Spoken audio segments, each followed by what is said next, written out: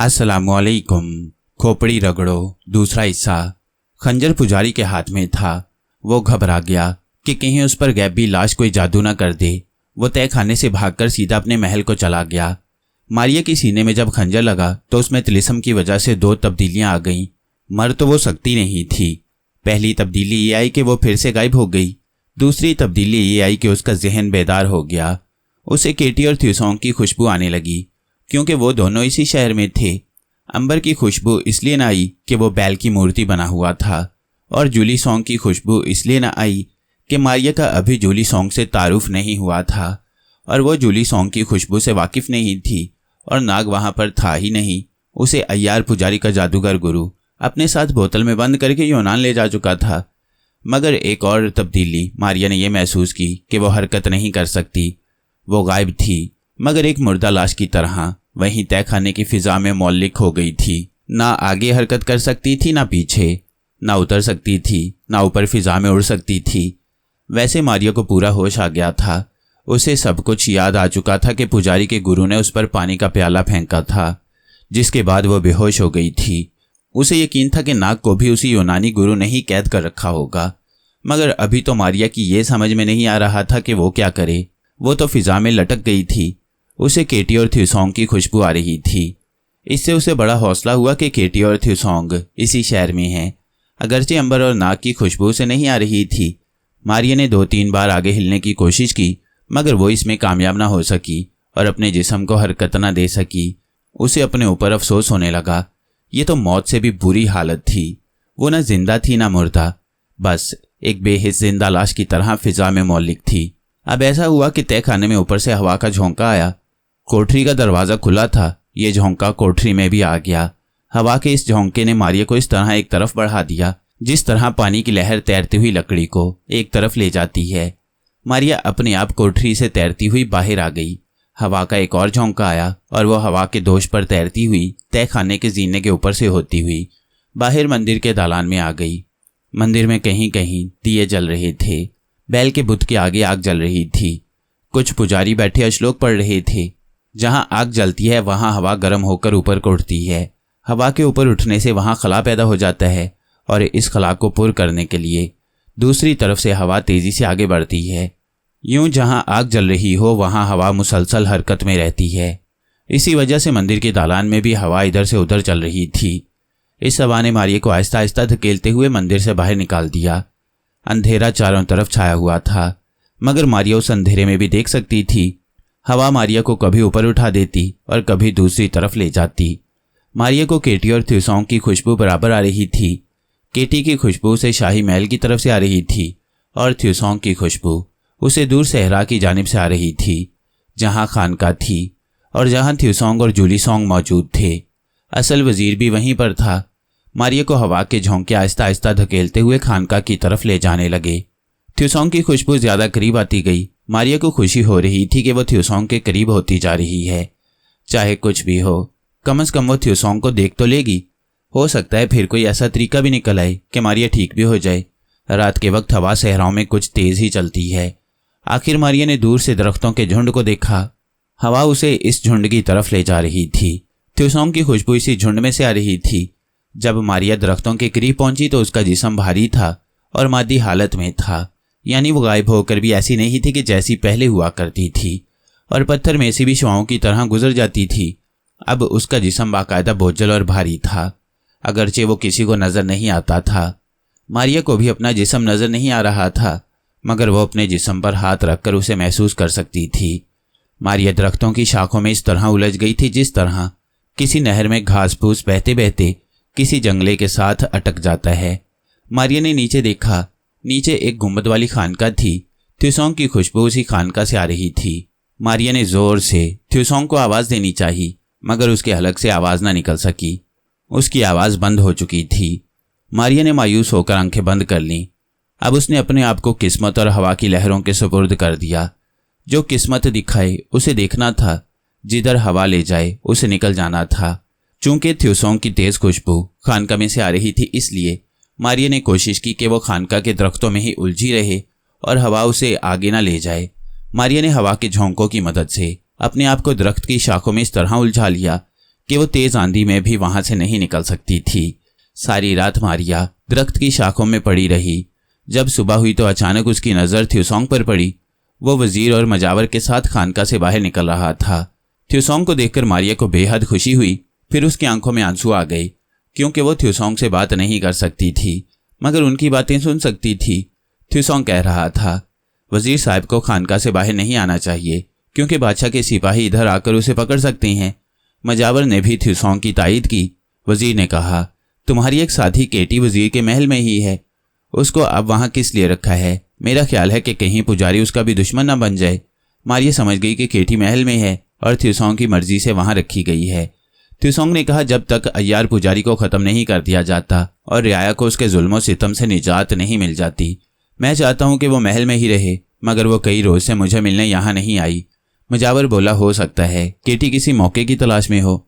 उसको मालूम है कि थ्यूसोंग खानका में ही है, वो मौका मिलने पर इधर ज़रूर आएगी। वजीर कहने लगा, मेरे ख्याल में जो मंसूबा है अब मैं तुम लोगों को बताता हूँ। इसके बाद असली वजीर ने उन्हें अपना मंसूबा बनाया। मंसूबा इस कदर खतरनाक और दिलचस्प था कि थ्यूसोंग और मजावर दोनों बहुत खुश हुए। खानका के ऊपर दरख्त की शाखों में रुकी हुई मारिया बड़े गौर से सब कुछ सुन रही थी।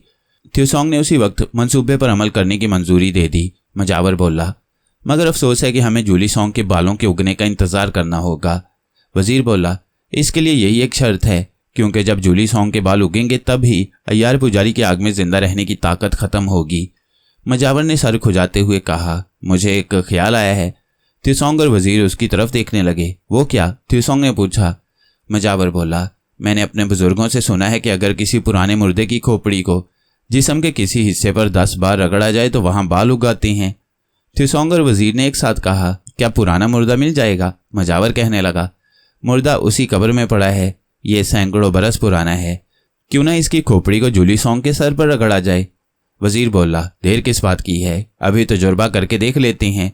थ्यूसोंग और मजावर कब्र के ताक में से अंदर गए। मजावर ने मुर्दे की खोपड़ी उठा ली और बाहर आ गया। मारिया हैरान हुई कि ये जूली सॉन्ग कौन है जिसके सर पर ये लोग खोपड़ी रगड़ना चाहते हैं। इसका नाम थ्यूसोंग जैसा है। मारिया सोचने लगी कि ये जूली सॉन्ग कहाँ से आ गई है, कहीं ये थ्यूसोंग की बहन तो नहीं। मारिया ये सब कुछ दरख्तों में फंसी हुई सोच रही थी। मजावर, थ्यूसोंग और वजीर मुर्दे की खोपड़ी लेकर जूली सॉन्ग की कोठरी में आ गए। उसे सारी बात समझाई। जूली सॉन्ग ने कहा, इस तरह बाल नहीं उगा करते, ये महज वहम है। मजावर ने कहा, यह वहम नहीं बल्कि तिलिस्म है, हमने बुजुर्गों से ऐसा ही सुना है, तुम तजुर्बा करके देख लो, इसमें हर्जी क्या है। थ्यूसोंग ने कहा, हाँ जूली सॉन्ग, इसमें कोई हर्ज नहीं। जूली सॉन्ग ने सर पर से कपड़ा उतार कर कहा, तो फिर तजुर्बा करके देख लो, मैं क्या कह सकती हूँ। थ्यूसोंग ने मुर्दे की खोपड़ी लेकर जूली सॉन्ग के गंजे सर पर आहिस्ता आहिस्ता रगड़ना शुरू कर दिया। इस तरह 10 बार खोपड़ी को रगड़ा। फिर जूली सॉन्ग के सर को गौर से देखने लगे, वहां कोई बाल नहीं उगा था। जूली सॉन्ग बोली, मैं ना कहती थी कि यह महज वहम है, ऐसा कभी नहीं हो सकता। थ्यूसोंग बोला, अफसोस कि हमें कामयाबी ना हुई, चलो दोस्त इसे वापस कब्र में रखाते हैं।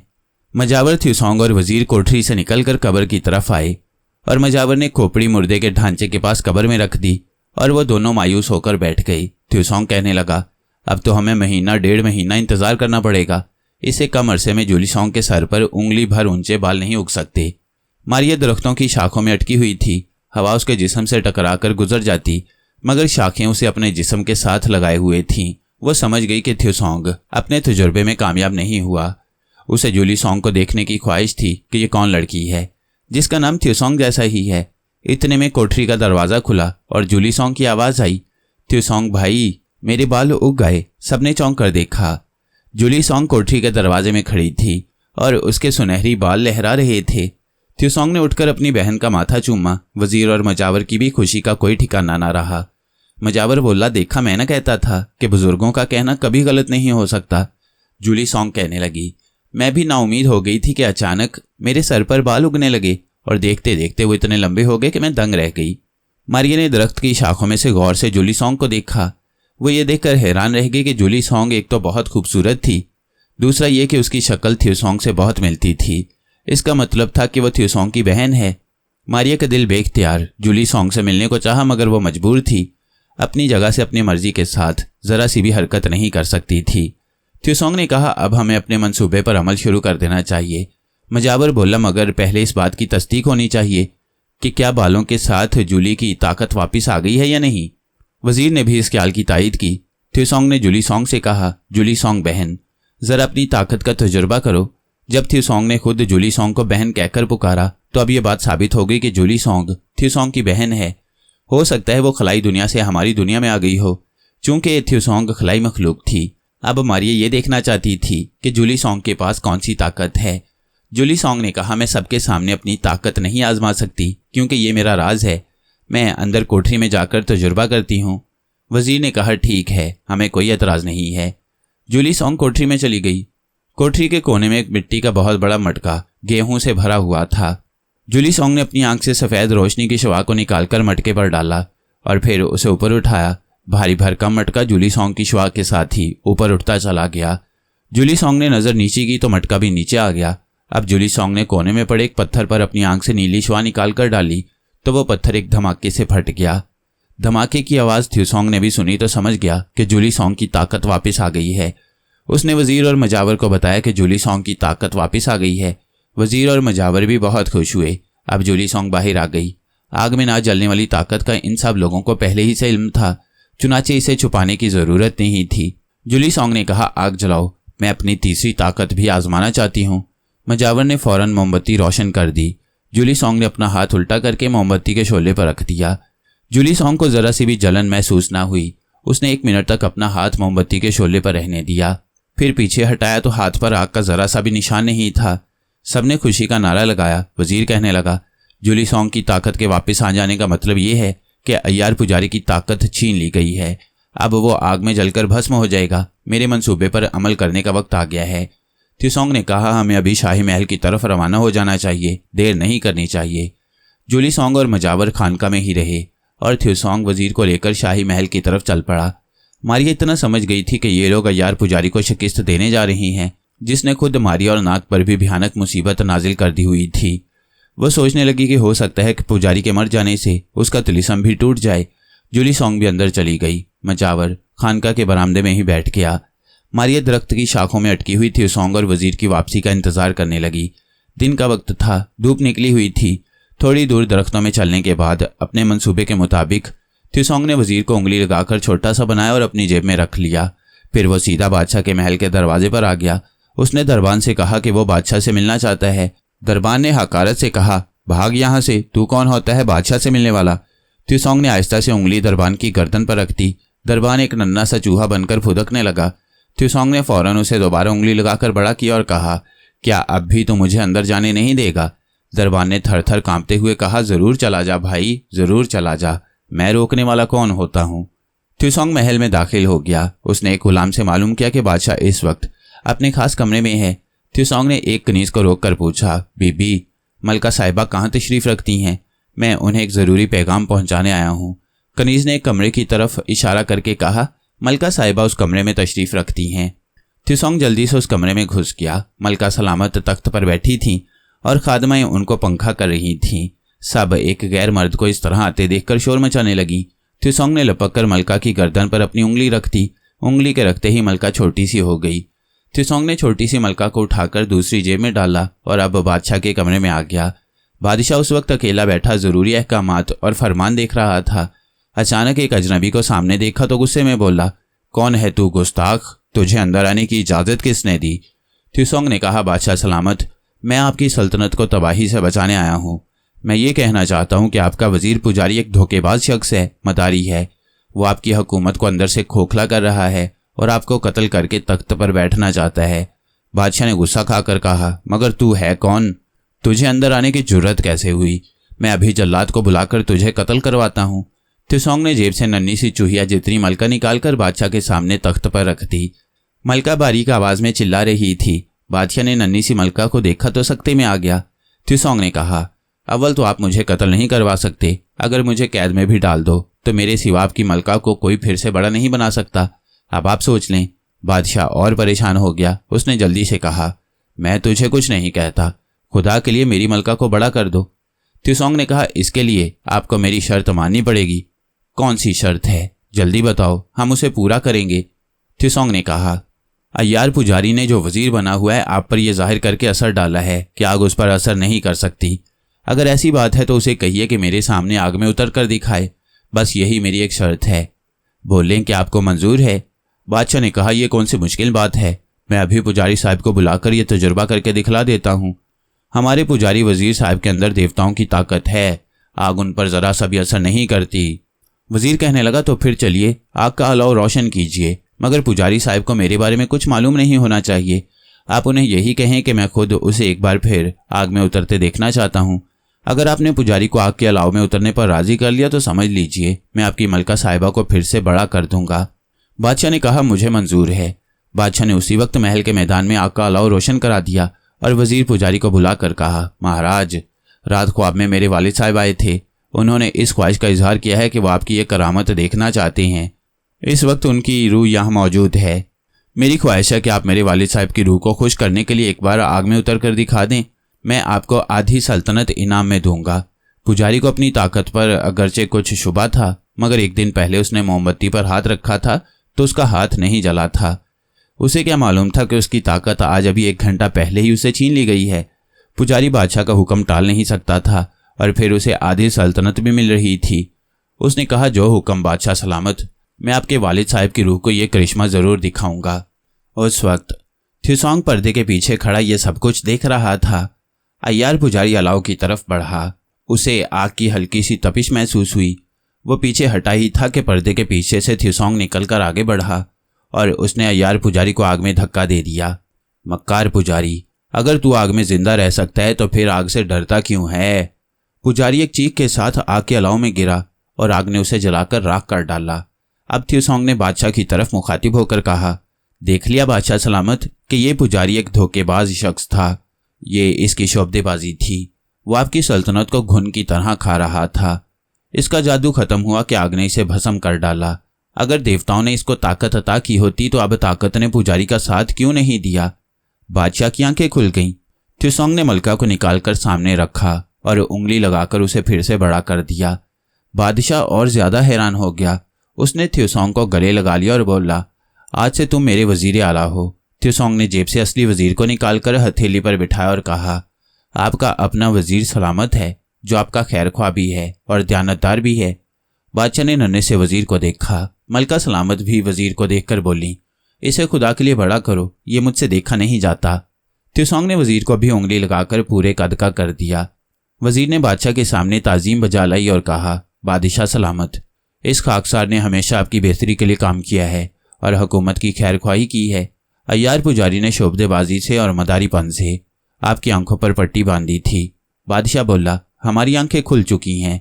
हमें खुशी है कि हमारा ईमानदार और वफादार वजीर हमें वापस मिल गया। फिर उसने थ्यूसोंग से पूछा, क्या तुम ही हमारे सिपाहियों को छोटा बनाने के बाद वजीर को जेल से निकाल कर ले गए थे? थ्यूसोंग ने मुस्कुरा कर कहा, इसमें क्या शक है, ये ताकत सिवाय मेरे दुनिया में और किसी के पास नहीं है। मलका ने हैरानी से पूछा, ये ताकत तुम्हारे पास कहाँ से आई है और क्या ये जादू है? थ्यूसोंग ने कहा, नहीं मलका साहिबा, ये जादू नहीं है, ये मेरी खास ताकत है जो कुदरत की तरफ से मुझे अता की हुई है और ये एक ऐसा राज है जो मैं किसी को नहीं बता सकता। बादशाह ने खुश होकर थ्यूसोंग को इनाम इकराम देना चाहा, मगर थ्यूसोंग ने कहा, मुझे किसी इनाम इकराम की हाजत नहीं है। कुदरत ने मुझे ऐसी दौलत दी है जिसका मुकाबला दुनिया के सारे हीरे मोती नहीं कर सकते। थ्यूसोंग ने वजीर, बादशाह और मलका से इजाज़त ली और फिर उसे केटी का ख्याल आ गया। उसने कहा, बादशाह सलामत, मुझे अय्यार पुजारी के महल में जाने की इजाज़त दीजिए, क्योंकि वहाँ हमारी एक साथी मौजूद है जिसे मैं अपने साथ ले जाना चाहता हूँ। बादशाह ने कहा, तुम्हें इजाज़त है। वजीर ने आगे बढ़कर थ्यूसोंग से कहा, मेरे लायक कोई खिदमत हो तो मुझे ज़रूर बताना दोस्त, मुझे तुम्हारी खिदमत करके खुशी होगी। जूली सोंग को मेरा सलाम कहना। बेहतर तो यह है कि तुम लोग उस खानका को छोड़कर मेरे महल में आ जाओ। थ्यूसोंग कहने लगा, मैं जूली सोंग से ही मशवरा करके बता सकता हूँ। थ्यूसोंग ने सबको खुदा हाफिज कहा और अय्यार पुजारी के महल में आ गया। उसे महल में दाखिल होते ही केटी की खुशबू आना शुरू हो गई। दूसरी तरफ केटी को भी थ्यूसोंग की खुशबू आने लगी थी। वो महल के एक दालान में मिल गए। दोनों एक दूसरे से मिलकर बहुत खुश हुए। थ्यूसोंग ने केटी को जूली सोंग के बारे में सब कुछ बताया और फिर उस खानका की तरफ चलने लगे। मजावर ने केटी को देखा तो बड़ा खुश हुआ। मारिया अभी तक दरख्तों की शाखों में लटकी हुई थी। वो भी केटी को देखकर बहुत खुश हुई। थ्यूसोंग ने कहा, अब हमें नाग और मारिया को तलाश करना है। मारिया ने आंखें बंद कर लीं। उनको मालूम ही नहीं था कि मारिया उनके पास दरख्त में लटकी हुई है। केटी, थ्यूसोंग और जूली सॉन्ग खानका में ही रहे। उन्हें अभी शहर में अंबर को ढूंढना था, क्योंकि अंबर इस शहर में गुम हुआ था। उन्हें मारिया और नाग की भी तलाश थी। मारिया भी इसी शहर में यूनानी गुरु के तिलिस्मी पानी की वजह से गुम हो गई थी। थ्यूसोंग ने मशवरा दिया कि अंबर और मारिया का सुराग अगर कोशिश की जाए तो मंदिर के छोटे पुजारी से मिल सकता है। थ्यूसोंग कहने लगा, वो मुझसे डरता है क्योंकि मैंने उसे छोटा बना दिया था। हो सकता है वो अंबर और मारिया की गुमशुदगी का राज जानता हो। जूली सॉन्ग और केटी ने थ्यूसोंग के ख्याल की तायद की और उसे कहा कि वो अपने तौर पर छोटे पुजारी को जाकर कुरीदे। मुमकिन है बड़े पुजारी ने उसे उन दोनों के बारे में सब कुछ बता दिया हो। खानका के मजावर ने भी इस ख्याल को पसंद किया। चुनाचे शाम के वक्त थ्यूसोंग मंदिर में आ गया। मंदिर का छोटा पुजारी, जो अब पूरा पुजारी बन गया था, मंदिर में मौजूद था।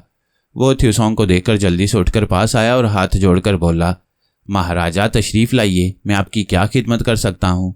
थ्यूसोंग उसे एक तरफ ले गया और बड़ी राजदारी से कहा, तुम जानते हो कि बादशाह और वजीर मेरे दोस्त हैं। अय्यार पुजारी मर चुका है, तुम मंदिर के बड़े पुजारी बना दिए गए हो। मैं अगर चाहूँ तो तुम्हें इस मंदिर से निकलवा भी सकता हूँ।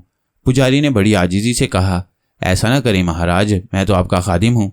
थ्यूसोंग बोला, तो फिर वादा करो कि जो मैं पूछूंगा उसका सच सच जवाब दोगे। पुजारी ने कहा, मैं बैल देवता की सौगंध खाकर कहता हूँ कि सच बोलूंगा। आप पूछिए महाराज। क्या तुम्हें पता है कि अय्यार पुजारी ने तय खाने में मेरे और जूली सॉन्ग के अलावा किस किस को संदूक में बंद कर रखा था? पुजारी ने कहा, महाराज मैं बिल्कुल सच कहूंगा। जहां तक मुझे इल्म है पुजारी जी ने आप दोनों के अलावा एक और संदूक में किसी औरत को भी बंद कर रखा था, मगर अब वो संदूक खाली है। क्या तुमने उस औरत को देखा था? थ्यूसोंग ने पूछा। पुजारी बोला, जी नहीं, मैंने उसे देखा नहीं, मगर इतना जरूर मालूम हो गया था कि वो कोई जादूगरनी औरत है जो किसी को दिखाई नहीं देती। थ्यूसोंग समझ गया कि ये सिवाय मारिया की और कोई नहीं हो सकता। थ्यूसोंग ने कहा, चलकर मुझे वो संदूक दिखाओ, और वह पुजारी को नीचे तय खाने में ले गया। मारिया की कोठरी वाला संदूक खाली था। पुजारी ने संदूक की तरफ इशारा करके कहा, इस संदूक में वो औरत बंद थी। थ्यूसोंग ने झुककर संदूक को सूंघा। उसमें से मारिया की हल्की हल्की खुशबू आ रही थी। थ्यूसोंग को यकीन हो गया कि मक्कार पुजारी ने मारिया को भी बेहोश करके इस संदूक में बंद कर दिया था। मगर सवाल ये पैदा होता था कि अब वो मारिया कहाँ चली गई। वहां मारिया की तेज खुशबू बिल्कुल नहीं आ रही थी। थ्यूसोंग पुजारी को लेकर बाहर आ गया। उसने पुजारी से पूछा, अय्यार पुजारी का जो गुरु था वो कहाँ गया है? पुजारी ने बताया कि वो यूनानी गुरु यूनान के किसी शहर में चला गया है। थ्यूसोंग ने मजीद कुरीदते हुए कहा, क्या वो अपने साथ यहाँ से कुछ ले गया था? पुजारी कुछ सोचकर बोला, मैंने कोई खास चीज नहीं देखी, लेकिन यूनानी गुरु एक बोतल में सांप बंद करके जरूर साथ ले गया था। थ्यूसोंग चौंक पड़ा। वो सांप नाग के सिवा और कोई नहीं हो सकता। उसने मजीद पूछगिछ की तो पुजारी ने बताया कि उसे सिर्फ इतना ही मालूम है कि यूनानी गुरु इस इलाके से एक सांप अपने साथ ले जाना चाहता था, और वो यहाँ के जंगलों का कोई सांप था। थ्यूसोंग ने कहा, तुम्हें कुछ मालूम है कि यूनानी गुरु यूनान के किस शहर में रहता है? पुजारी बोला, मुझे मालूम नहीं, मगर एक नौकर को मालूम होगा, वो उसकी खिदमत पर लगाया गया था। पुजारी ने उसी वक्त नौकर को तलब किया। नौकर ने कहा, यूनानी गुरुजी अपने शहर का नाम सारीगान लिया करते थे। वो कहा करते थे कि मैं सारीगान शहर के बाहर समुद्र के किनारे एक गुंबद वाले छोटे से मकान में रहता हूँ, और समुद्र की लहरें मेरे मकान के सहन को छूकर वापस जाती हैं। थ्यूसोंग के लिए इतनी निशानी बहुत थी। उसने फौरन वापस जाकर केटी और जूली सॉन्ग को सारी बात बयान कर दी। वो दोनों खानका के बरामदे में बैठी थीं। मजावर भी वहीं था। ऊपर दरख्तों की शाखों में लटकी हुई मारिया भी ये सब कुछ सुन रही थी। उसे मालूम हो गया था कि यूनानी गुरु नाग को बोतल में बंद करके सारीगान शहर अपने साथ ले गया है। मजावर बोला, जब तक यहाँ अंबर का सुराग नहीं मिल जाता तुम लोग सारीगान कैसे जाओगे? क्योंकि मुझे यकीन है कि तुम्हारा साथी अंबर इसी शहर में किसी जगह मौजूद है। यही तो पता नहीं चल रहा कि वो कहाँ है। थ्यूसोंग ने मायूसी से कहा। केटी कहने लगी, अंबर आखिरी बार मंदिर की तरफ गया था, हमें उसे इसी मंदिर में तलाश करना चाहिए। जूली सॉन्ग बोली, अभी तो मारिया का सुराग भी नहीं मिला। सवाल यह है कि अगर वो संदूक में बंद थी तो फिर वहां से कहाँ गायब हो गई? थ्यूसोंग और केटी गौर करने लगे। मजावर ने कहा, क्या मारिया किसी को नजर नहीं आती थी? हाँ, थ्यूसोंग ने कहा, वो गैबी औरत है, उसे कोई नहीं देख सकता, मगर वो हमें तो देख सकती है। अगर वो यहाँ होती तो हमारी खुशबू पाकर हमारे पास जरूर आती। जूली सॉन्ग सांस भरकर कहने लगी, मेरी कितनी ख्वाहिश थी कि मैं अपनी बहन और नई साथी मारिया से मिलूंगी, मगर लगता है कि अभी उससे मुलाकात मेरी किस्मत में नहीं है, और अंबर से भी मुलाकात नहीं हुई। थ्यूसोंग बोला, अब तुम हमारे सफ़र की एक रुकन हो, तुम मेरी बहन भी हो और हम सबकी साथी भी हो। खुदा ने चाहा तो तुम एक रोज अंबर नागमारिया से जरूर मिलोगी। मजावर ने कहा, मेरे ख्याल में से हम में से किसी को मंदिर में जाकर एक बार फिर तफ्तीश करनी चाहिए। हो सकता है अंबर मारिया का कोई सुराग मिल जाए। थ्यूसोंग कहने लगा, ये काम मैं ही कर सकता हूँ। मैं छोटा बनकर वहां किसी जगह छुपकर हालात का जायजा लेता रहूंगा। मुमकिन है कोई सुराग मिल जाए। केटी ने इस बात पर कहा, लेकिन हो सकता है यहाँ देर लग जाए। दूसरी तरफ नाग पर कोई नई मुसीबत न टूट पड़े। मैं तो समझती हूँ कि हम में से किसी एक को नाग की तलाश में यूनान के शहर सारिगान चले जाना चाहिए। थ्यूसोंग ने कहा, वहां सिवाय मेरे कोई नहीं जा सकता, और अगर मैं वहां चला गया तो यहाँ मारिया अंबर का सुराग कौन लगाएगा। मारिया दरख्त की शाखों में लटकी यह सब कुछ सुन रही थी। केटी ने मजावर की तरफ देखकर कहा, क्या तुम्हारा मुर्दा इस सिलसिले में हमारी कोई मदद नहीं कर सकता? हाँ दोस्त, तुम्हारे मुर्दे की खोपड़ी ने बड़े काम किए हैं। क्या ये हमें अंबर मारिया के बारे में कुछ नहीं बता सकती? तुम एक बार कोशिश तो करके देखो। मजावर गौर करने लगा, फिर बोला, कोशिश करके देख लेता हूँ, वैसे मुझे उम्मीद कम ही है। मजावर कब्र के ताक में से कब्र में दाखिल हो गया। ढांचे की खोपड़ी उसी तरह पड़ी थी। मजावर ने खोपड़ी को उठा लिया और उसे लेकर बाहर आ गया। फिर उसने खोपड़ी पर एक मंत्र पढ़ा और उससे पूछा, क्या तुम्हें मालूम है कि अंबर मारिया कहाँ गए? खोपड़ी में से कोई आवाज न आई। मजावर ने कई बार खोपड़ी से सवाल किया, मगर खोपड़ी खामोश रही। उसने कोई जवाब न दिया। मजावर ने एक दूसरा मंत्र पढ़कर फूंका। इस बार खोपड़ी में हरकत पैदा हुई। फिर खोपड़ी की आवाज सुनाई दी, तुम मुझे नाहक परेशान कर रहे हो। मुझे किसी के बारे में कुछ पता नहीं है। जाओ मंदिर में जाकर बैठो, वहां से तुम्हें कोई सुराग मिलेगा। अगर फिर मुझे इस सिलसिले में परेशान किया तो मैं कब्र से चला जाऊंगा। मजावर ने खोपड़ी को वापस कब्र में रख दिया और कहने लगा, खोपड़ी ने इशारा दे दिया है। बाज राज ऐसे होते हैं कि उन्हें रूहें भी जाहिर नहीं किया करती। अब मुझे यकीन हो गया है कि अंबर मारिया का सुराग मंदिर से ही मिलेगा। थ्यूसोंग ने कहा, ठीक है, मैं आज रात ही मंदिर में छुपकर बैठ जाता हूँ। तुम लोग इसी खानका में ही रहना। थ्यूसोंग उसी वक्त मंदिर की तरफ रवाना हो गया। मारिया ये सब कुछ सुन रही थी और देख भी रही थी, मगर वो थ्यूसोंग, केटी और जूली सोंग की कोई मदद ना कर सकती थी। उसे ये भी मालूम न था कि अंबर मंदिर में बैल का बुत बना हुआ है। वो तो अपनी जगह से अपनी मर्जी से हिल भी नहीं सकती थी। थ्यूसोंग मंदिर के करीब पहुंचा तो अंधेरे में उसकी पिछली दीवार की तरफ आ गया। यहाँ एक दरख्त मंदिर की दीवार पर झुका हुआ था। थ्यूसोंग ने उस दरख्त से अंदर छलांग लगा दी और फिर उंगली अपनी गर्दन से लगा दी। वो एकदम छोटा हो गया। अब वो आहिस्ता आहिस्ता चलता मंदिर में उसी जगह एक चबूतरे के पीछे चावल की बोरियों की ओट में छुपकर बैठ गया, जहां से उसे बैल की मूर्ति के आगे जलता छोटा आग का अलाव साफ नजर आता था। रात गुजर रही थी। लोग पूजा करने आते और पूजा करके चले जाते। जब रात आधी से ज्यादा गुजर गई तो पुजारी भी सोने के लिए अपनी कोठरी में चला गया। जो 2-3 मुलाजिम वाहन थे वो भी अपनी अपनी कोठरियों में चले गए। मंदिर में सन्नाटा छा गया। सिवाय एक चिराग के बाकी सारे चिराग बुझा दिए गए। थ्यूसोंग चुपचाप होकर बैठा था। उसे यकीन था कि अब मंदिर में कोई नहीं आएगा कि अचानक उसे एक साया मंदिर में दाखिल होता नजर आया। ये एक इंसान था जिसने स्याह चादर अपने जिस्म के गिर्द लपेट रखी थी। थ्यूसोंग उसे गौर से देखने लगा। जब वो इंसानी साया थ्यूसोंग के करीब से गुजरा तो उसे मालूम हुआ कि ये एक जवान औरत है। ये स्याह चादर वाली औरत अलाव की बुझती हुई आग के करीब गई, अलाव के गिर्द चक्कर लगाए, फिर चादर के अंदर से इंसानी हाथ का हड्डियों वाला पंजा निकालकर बैल की मूर्ति के सामने रख दिया और चारों तरफ देखा। मंदिर में चारों तरफ अंधेरा और सन्नाटा छाया हुआ था। सिर्फ कोने में एक छोटा सा चिराग जल रहा था जिसकी रोशनी ज्यादा दूर तक नहीं जाती थी। उस पुरस्कार औरत को जब यकीन हो गया कि वहां और कोई नहीं है तो वो बैल की मूर्ति के आगे दोजानू होकर बैठ गई और कुछ अश्लोक पढ़ने शुरू कर दिए। उसकी आवाज बड़ी धीमी थी। देर तक वो अश्लोक पढ़ती रही, फिर उठी और बैल की मूर्ति के साथ इंसानी हाथ की हड्डियों के पंजे को 3 बार रगड़ा और उसे चादर में छुपा लिया। अब वो बैल की मूर्ति के सामने हाथ जोड़कर खड़ी थी। उसने आहिस्ता से कहा, ऐ बैल देवता, मेरे महाराज ने मुझे बताया है कि तुम जिंदा हो। तुम्हारे अंदर एक देवता इंसान की शक्ल में है। तुम मेरी औलाद की आरजू पूरी कर दो, मैं तेरे गले में सुच्चे मोतियों का हार डाल दूंगी। थ्यूसोंग का माथा ठिनका। इस औरत के महाराज को कैसे पता चल गया कि इस बैल की मूर्ति में एक इंसान मौजूद है? जरूर दाल में कुछ काला काला है। इस औरत के महाराज से मिलना चाहिए। थ्यूसोंग तेजी से मंदिर से निकलकर बाहर आ गया। बाहर अंधेरे में मंदिर की सीढ़ियों के आगे स्यापोश औरत की पालकी खड़ी थी और गुलाम एक तरफ खामोश सर झुकाए बैठे थकान उतार रहे थे। थ्यूसोंग चुपके से पालकी में दाखिल होकर तकिए के पीछे छुप गया। थोड़ी देर में औरत आकर पालकी में बैठ गई। गुलामों ने पालकी उठाई और चल पड़े। यह औरत शहर के एक अमीर सौदागर की बीवी थी जिसके यहाँ औलाद नहीं हुई थी। उसके खामंद ने अपने घर में एक इबादत गुजार महाराज को बुलाया हुआ था ताकि वो देवताओं से दुआ करे कि उनके यहाँ औलाद हो। ये महाराज एक बुजुर्ग आदमी था और सौदागर की हवेली के कमरे में रहता था।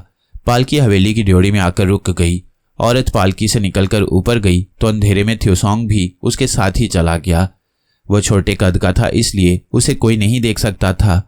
ये औरत सीधी महाराज के कमरे में गई और इंसानी हड्डियों का पंजा उसे देकर बोली, महाराज, मैंने आपके हुक्म के मुताबिक रस्म पूरी कर दी है। महाराज ने कहा, बस अब जाकर सो जा, देवताओं की मर्जी से तेरे यहाँ बहुत जल्द औलाद होगी। औरत जो सौदागर की बीवी थी महाराज के कदम छूकर चली गई। थ्योसोंग और महाराज कोठी में अकेले रह गए। थ्योसोंग एक संदूक के पीछे छुपा हुआ था। इतने में महाराज ने कहा, तुम जिस शख्स की तलाश में यहाँ आए हो वो तो उसी जगह पर है जहाँ तुम थोड़ी देर पहले बैठे थे। थ्योसोंग चौंका। पहले तो वो ये समझा कि महाराज किसी दूसरे आदमी से बात कर रही हैं, मगर वहां और कोई भी नहीं था। इतने में महाराज ने फिर कहा, पर खबरदार, तुम खलाई मखलूक हो, यहाँ आकर दोस्तों की परेशानियों में फंस गए हो। संदूक के पीछे से निकलकर सामने आ जाओ। अब थ्योसोंग जल्दी से महाराज के सामने आ गया और अपनी गर्दन पर उंगली लगाकर बड़ा हो गया। उसने महाराज को अदब से सलाम किया और कहा, महाराज, आप तो दिलों का हाल जानते हैं, मुझे बताइए कि मैं अंबर को कहाँ मिल सकता हूँ। महाराज ने मुस्कुरा कर कहा, दिलों का हाल सिवाय खुदा के और किसी को मालूम नहीं है। मैं तो सिर्फ अपने इल्म के जरिए यह सब कुछ कह रहा था। थ्योसोंग ने कहा, महाराज, आपको अगर ये पता चल गया है कि मैं खलाई मखलूक हूँ तो जरूर यह भी मालूम होगा कि अंबर, नाग और मारिया कहाँ हैं। महाराज एक लम्हे के लिए खामोश हो गया, फिर बोला, मारिया और नाग के बारे में मुझे कुछ बताने की इजाजत नहीं है। हाँ, अंबर के बारे में सिर्फ इतना बता सकता हूँ कि वो मंदिर में ही है और बैल की मूर्ति में कैद है। इससे ज्यादा मुझसे कुछ ना पूछना, क्योंकि इससे ज्यादा मैं तुम्हें कुछ बता भी नहीं सकता। थ्योसोंग खामोश नजरों से महाराज की तरफ देख रहा था। उसने सिर्फ इतना पूछा कि मैं अंबर को मूर्ति के अंदर से कैसे निकाल सकता हूँ। महाराज ने कहा, यह मैं कुछ नहीं जानता, अब तुम जा सकते हो और फिर इधर का रुख ना करना, क्योंकि मैं तुम्हें कुछ ना बता सकूंगा, तुम्हारी कोई मदद नहीं कर सकूंगा। अब तुम लोगों को अपनी मदद आप करनी होगी। थ्योसोंग ने अदब से खुदा हाफिज कहा और सौदागर के मकान से निकलकर वापस खानका की तरफ चल पड़ा। खानका के बरामदे में केटी और जुलीसोंग दरी पर उसी तरह बैठी अंबर, नाग और मारिया के बारे में बातें कर रही थीं। जुलीसोंग कह रही थी कि मुझे उन तीनों से मिलने का बेहद शौक है। केटी कह रही थी कि तुम अब हमारी जमात में शामिल हो गई हो तो तुम उनसे एक न एक दिन जरूर मिलोगी। सबसे ज्यादा खुशी हमें इस बात की है कि तुम हमारे प्यारे भाई थ्योसोंग की बहन हो। मारिया खानका के दरख्तों में लटकी ये सारी गुफ्तगू सुन रही थी, मगर वो अपनी जगह से हरकत न कर सकती थी, कुछ बोल भी न सकती थी। इतने में थ्योसोंग आ गया। उसने केटी और जुलीसोंग को महाराज से अपनी मुलाकात का जिक्र किया और कहा, अंबर मंदिर में जो बैल की मूर्ति है उसमें बंद है, अब उसको वहां से कैसे निकाला जाए। केटी कहने लगी, उसे जरूर यूनानी गुरु ने ही जादू के जरिए वहां कैद कर रखा है। चूंकि अंबर की खुशबू नहीं आ रही, इसलिए यकीनी बात है कि वो बैल की मूर्ति के अंदर इंसानी शक्ल में नहीं है, बल्कि मूर्ति के साथ मूर्ति हो चुका है। जुलीसोंग ने कहा, हमें उस मूर्ति को उठाकर यहाँ ले आना चाहिए। थ्योसोंग बोला, इसका कोई फायदा नहीं। अगर हमें जादू का तोड़ मालूम हो जाए तो हम मंदिर में भी अंबर को मूर्ति के अंदर से निकाल सकते हैं। केटी ने कहा, इसका तोड़ क्या हो सकता है, यही तो मालूम नहीं। थ्योसोंग ने अपने माथे पर हाथ फेरते हुए तशवीश के साथ कहा, महाराज ने मारिया और नाग के बारे में भी कुछ बताने से इनकार कर दिया है। अगर मैं औरत की बातें ना सुन लेता तो शायद महाराज मुझे अंबर के बारे में भी कुछ ना बताता। तीनों खामोश हो गए। इतने में मजावर सतून के पीछे से नमूदार हुआ। आते ही बोला, मैंने तुम सबकी गुफ्तगू सुन ली है। मैं खोपड़ी से कोई मदद नहीं ले सकता, मगर मेरे पास हमारे बुजुर्गों के वक्त की एक किताब है।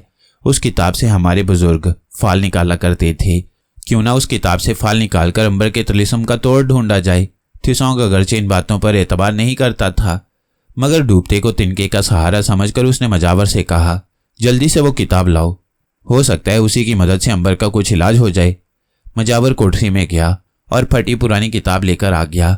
उसने कुछ श्लोक पढ़े और फिर किताब को बीच में से खोल दिया। मजावर ने किताब पर लिखी हुई तहरीर पढ़नी शुरू कर दी। लिखा है कि यहाँ से 7 कोस के फासले पर एक बाउली है। उस बाउली में आधी रात के अंधेरे में एक औरत की लाश नमूदार होती है। अगर कोई उस लाश के पास जाकर उसके मुर्दा हाथों पर मेहंदी लगाए तो उसके दिल की मुराद पूरी होगी। मजावर ने किताब बंद कर दी और बोला, ये काम अगर तुम में से कोई कर दे तो मुझे यकीन है कि हम पत्थर की मूर्ति में से अंबर को निकालने में कामयाब हो जाएंगे। केटी बोली, जरा इस किताब में से मारियो नाग की भी फाल निकाल कर देखो कि वो इस वक्त कहाँ है। मजावर ने श्लोक पढ़कर 3 बार किताब को खोला। तीनों बार सफेद वर्क आ गए। मजावर बोला, किताब मारियो नाग के बारे में कुछ नहीं बताना चाहती। तब थ्यूसोंग ने कहा, मैं जाकर लाश को मेहंदी लगाऊंगा। जूली सॉन्ग कहने लगी, तुम पहले ही मंदिर से होकर आए हो, ये काम मैं कर लूंगी। तुम यहाँ बैठो, मुझे बताओ कि बावली किस तरफ होगी। थ्यूसोंग ने कहा, जूली सॉन्ग, तुम अब भी नई नई इस दुनिया में आई हो, तुम्हें यहाँ का तजुर्बा नहीं है, इसलिए तुम आराम करो, ये काम मैं ही कर सकता हूँ। और थ्यूसोंग उसी वक्त बावली की तरफ रवाना हो गया, जो वहां से 7 कोस दूर थी। अभी रात बहुत बाकी थी, जंगल और मैदानों में अंधेरा फैला हुआ था। थ्यूसोंग आखिर बावली पर पहुंच गया। क्या देखता है कि एक कुएं की शक्ल की बावली बनी हुई है, जिसके नीचे पानी था और नीचे पानी तक जाने के लिए सीढ़ियां बनी हुई थीं। थ्यूसोंग अंधेरे में सीढ़ियां उतरकर पानी की सतह के पास आ गया। खानका से उसने मेहंदी के पत्ते पीसकर उसकी मेहंदी बनाकर पत्ते में डाल रखी थी। बावली में घुप अंधेरा था, मगर थ्यूसोंग अंधेरे में देख सकता था। उसने देखा कि पानी की सतह पर एक औरत की लाश तैर रही है, जिसके बाल पानी में खुले हुए हैं। लाश के दोनों हाथ ऊपर को उठे हुए थे। थ्यूसोंग ने कहा, मैं तेरे हाथों में मेहंदी लगाने आया हूं। लाश ने गुर्रा कर कहा, यहां से भाग जा, मारा जाएगा। थ्यूसोंग ने कहा, मैं तेरे हाथों में मेहंदी लगाने आया हूं। लाश ने एक बार फिर कहा, भाग जा, नहीं तो मारा जाएगा। जब थ्यूसोंग ने तीसरी बार इसरार किया तो बावली में चीखें बुलंद होने लगीं। अजीबोगरीब कहकहे गूंजने लगे। बावली ऐसे लरजने लगी जैसे भौंचाल आ गया हो, मगर थ्यूसोंग अपनी जगह पर कायम रहा। वो बुलंद आवाज में बोला, मैं यहां से मेहंदी लगाए बगैर नहीं जाऊंगा। इसके साथ ही भौंचाल थम गया। चीखों की आवाज रुक गई। लाश ने हाथ आगे कर दिए। थ्यूसोंग ने मुर्दा औरत के हाथों पर मेहंदी लगा दी और फिर कहा, मुझे बता कि अंबर को बैल से कैसे निकालूं। लाश ने कहा, बैल की मूर्ति को आग में डाल दे। और इतना कहकर लाश पानी में डुबकी लगाकर गायब हो गई। थ्यूसोंग का मकसद हल हो गया था। वो बावली से निकलकर बाहर जंगल में आ गया और खानका की तरफ चलने लगा। अचानक एक दरख्त के पीछे से अंधेरे में 2 जर्द आंखें उसे अपनी तरफ घूरती नजर आईं। थ्यूसोंग ने कोई ख्याल न किया। वो आगे गुजर गया। फिर उसे अपने पीछे सूखे पत्तों पर इंसानी कदमों की चाप सुनाई दी। थ्यूसोंग ने मुड़कर देखा। एक लंबे बालों और जर्द आंखों वाली स्याफाम औरत दोनों हाथ फैलाए खड़ी थी और कह रही थी, क्या मुझे मेहंदी नहीं लगाओगे? थ्यूसोंग ने कहा, मेरे पास अब मेहंदी नहीं है। इस पर स्याफाम औरत ने एक ऐसी चीख मारी कि सारा जंगल गूंज उठा। दरख्त जोर जोर से हिलने लगे। थ्यूसोंग खानका की तरफ दौड़ पड़ा। स्याफाम औरत थ्यूसोंग के पीछे दौड़ रही थी और बार बार कह रही थी, मुझे भी मेहंदी लगाओ, मुझे भी मेहंदी लगाओ। थ्यूसोंग दौड़ता चला गया। खानका के बरामदे में आकर उसने दम लिया। पीछे मुड़कर देखा तो स्याफाम औरत गायब हो चुकी थी। केटी, जूली सॉन्ग और मजावर ने उसकी घबराहट की वजह पूछी तो थ्यूसोंग ने सारा हाल बयान किया। केटी ने कहा, यह तुम्हारा वहम था, कोई चुड़ैल तुम्हारे पीछे नहीं थी। थ्यूसोंग बोला, उस चुड़ैल को गोली मारो, मगर बावली की लाश ने मुझे अंबर को बैल के बुत में से निकालने की तरकीब बता दी है। और फिर थ्यूसोंग ने उन्हें बताया कि हमें बैल की मूर्ति और उसके सामने जो आग का गढ़ा है, बैल को उसमें गिराना होगा। केटी बोली, ये काम हमें अभी सुबह होने से पहले पहले कर देना चाहिए। दिन निकल आए तो लोग आ जाएंगे और फिर मामला दूसरी रात पर जा पड़ेगा। चुनाचे अब थ्यूसोंग, केटी और जूली सॉन्ग तीनों मंदिर की तरफ रवाना हुए। रात का पिछला पहर था, अभी सुबह होने में देर थी। मंदिर पर अभी तक सन्नाटा और तारीकी छा रही थी। थ्यूसोंग, जूली सॉन्ग और केटी मंदिर में दाखिल हो गई। बैल की मूर्ति के आगे आग जल रही थी। बैल पत्थर का था और काफी वजनी था। थ्यूसोंग ने जूली सॉन्ग की तरफ देखा और कहा, जूली सॉन्ग, अब तुम्हारा काम शुरू होना चाहिए। जूली सॉन्ग ने बैल के बुत को देखा। उसकी आंखों से सफेद शुआ निकलकर उस पर पड़ी और बैल का बुत अपनी जगह से उखड़कर हवा में ऊपर को उठने लगा। जूली सॉन्ग की नजर की शुआ के साथ साथ बैल अपने चबूतरे से ऊपर हो रहा था। फिजा में जाकर वो रुक गया। फिर जूली सॉन्ग ने बैल को आग के ऊपर लाकर आंख बंद कर दी। शुआ बैल से हट गई। इसके साथ ही बैल की मूर्ति धड़ाम से आग में गिर पड़ी। आग में गिरते ही बैल की मूर्ति शोलों में गायब हो गई। जूली सॉन्ग, थ्यूसोंग और केटी गौर से आग के शोलों को देखने लगे। अचानक गड्ढे में से अंबर अपने कपड़ों से अंगारों को झाड़ता हुआ बाहर निकल आया। थ्यूसोंग ने आगे बढ़कर उसे गले लगा लिया। खुदा का शुक्र है कि तुम फिर मिल गए, अंबर।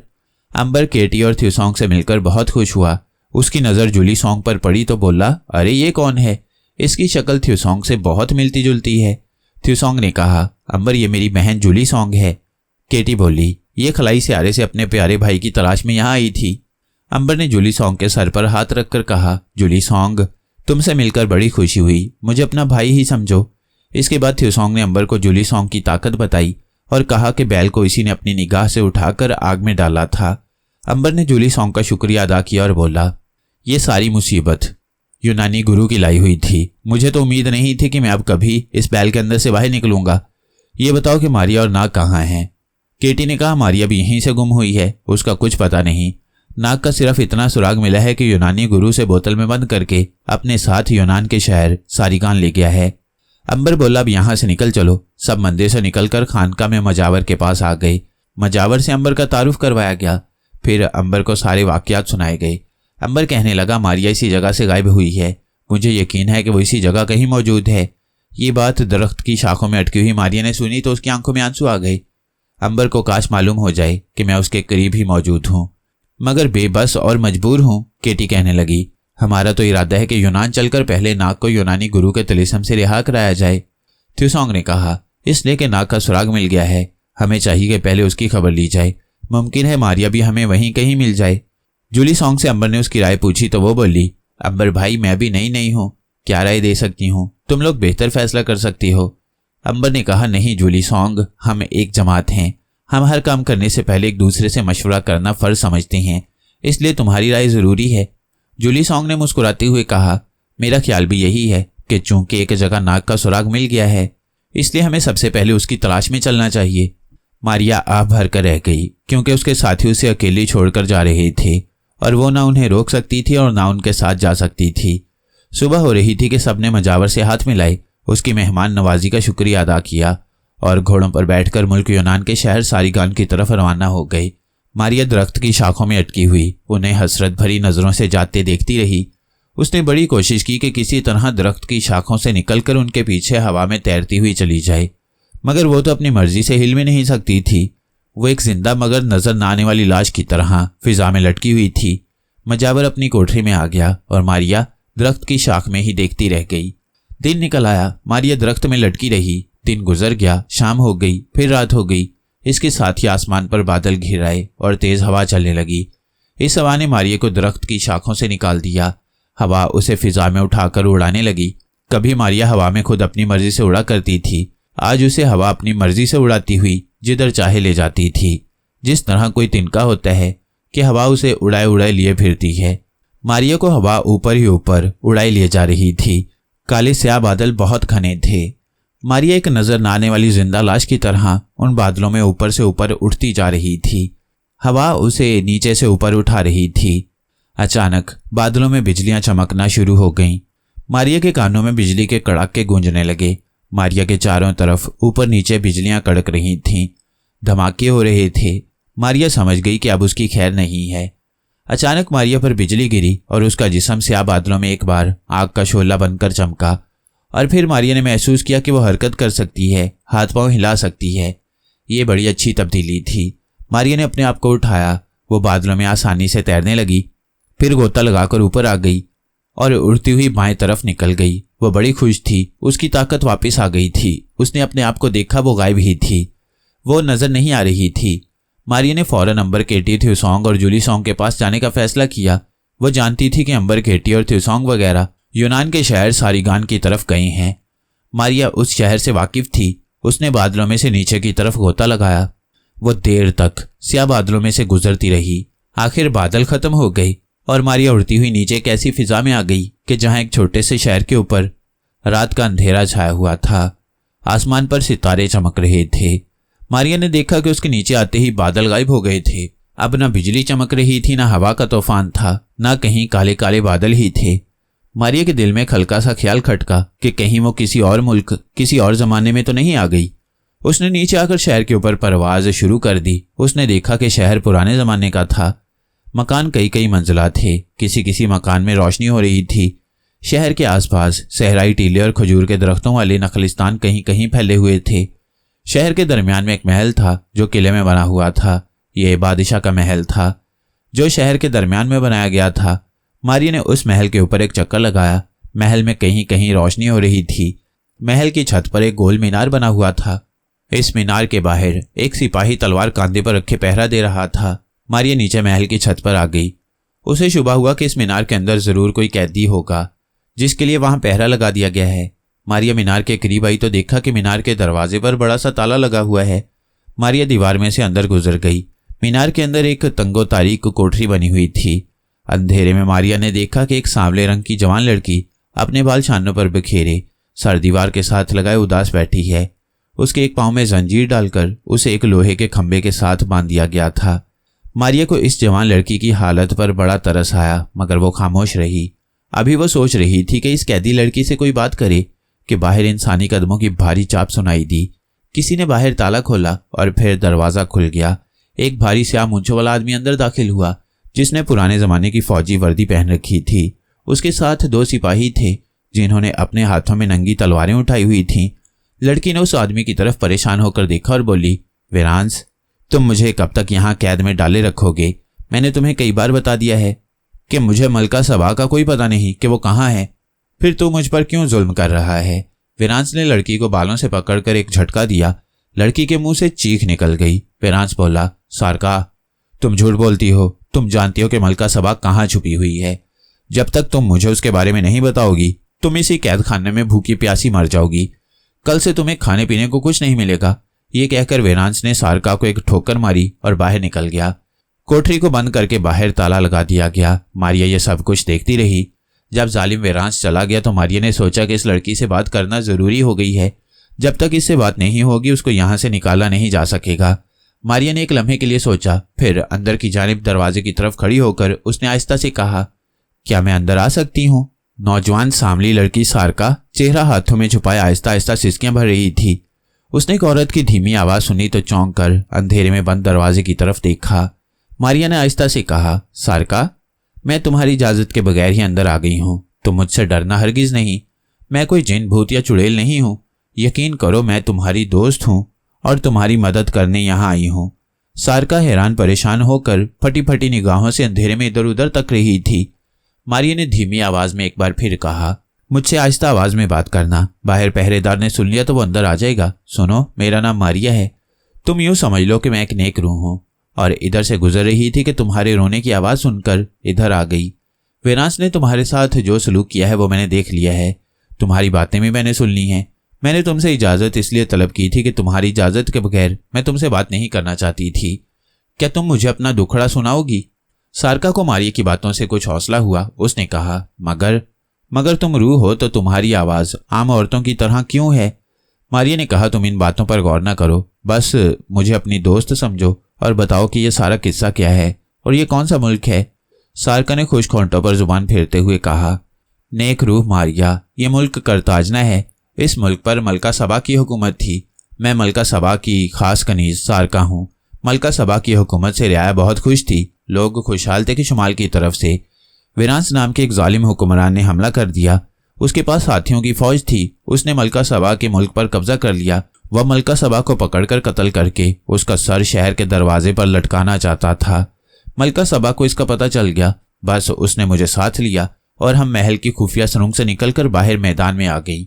यहाँ से हम घोड़ों पर सवार होकर रात के अंधेरे में सहराई चट्टानों के गार की तरफ चल पड़ी। मैंने मलका को सहराई चट्टानों के खुफिया गार में छुपाया और दूसरे दिन कुछ खाने को लेने के लिए भेस बदलकर शहर में आई थी कि वीरांस के सिपाहियों ने मुझे पहचान लिया और पकड़कर वीरांस के पास ले गई। उसने मुझसे पूछा कि मलका सबा कहाँ है। मैं भला कैसे बता सकती थी। मैंने कहा, मुझे कुछ मालूम नहीं। मैं खुद अपनी जान छुपाती फिर रही हूँ। वीरांस को यकीन न आया और उसने मुझे यहाँ कैद में डाल दिया। बाकी जो कुछ हुआ वो तुम अपनी आंखों से देख चुकी हो। मारिया ने कहा, मलका सबा कब से गार में बंद है? सारिका ने कहा, उसे गार में छुपे 2 दिन हो गए हैं। पानी की छागल उसके पास थी मगर खाने को कुछ नहीं था। खुदा जाने मलका जिंदा भी होगी कि नहीं। और सारिका आंसू बहाने लगी। कल से ये जालिम मेरा खाना पीना भी बंद कर रहा है। मुझे अपनी जिंदगी की परवाह नहीं। मैं तो चाहती हूँ कि किसी तरह मलका सबा को कुछ खाने को पहुंचा दिया जाए। ए नेक रूह मारिया, क्या तुम इस सिलसिले में मेरी कुछ मदद कर सकती हो? मारिया ने कहा, सारिका, मैं तुम्हें भी यहाँ से निकाल कर ले जाना चाहती हूँ। हम मलका के लिए खाने को भी कुछ ले जाएंगे। सारिका कहने लगी, तुम मुझे यहाँ से कैसे निकाल सकोगी? बाहर सख्त पहरा लगा है। उसके बाद सारे महल और किले दरवाजों पर सिपाही खड़े हैं। मारिया बोली, तुम भूल गई हो कि मैं एक रूह हूँ। मैं तुम्हें यहाँ से निकाल कर ले जा सकती हूँ। उठो और मेरे कंधे पर सवार हो जाओ। सारिका झिझक गई। वो अपनी जगह बैठी रही और जिधर से मारिया की आवाज आ रही थी उधर तकती रही। मारिया ने कहा, उठकर मेरे कंधे पर बैठ जाओ सारिका, फिर खुदा की कुदरत का तमाशा देखो। आगे क्या हुआ ये जानिए सीरीज की अगली कहानी में, जिसका नाम है खाली कब्र मुर्दा गायब।